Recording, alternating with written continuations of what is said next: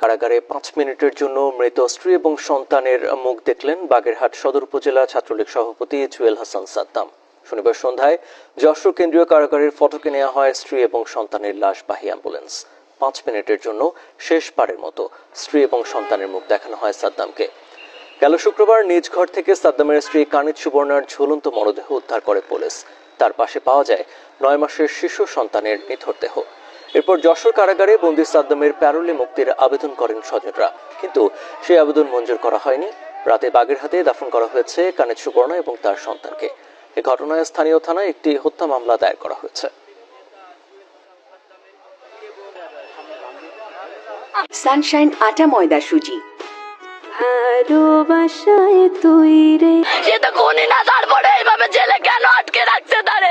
তার স্ত্রী কষ্ট সহ্য করতে না পারে। আমার বোন, আমার একটা বোন, আমার একটা ভাগ্নে আত্মহত্যা করছে। আমরা আবেদন করছিলাম, তো আমাদেরকে কোনোভাবে আর কি ফেরোলে বাইকে মুক্তি দেওয়া হয়নি।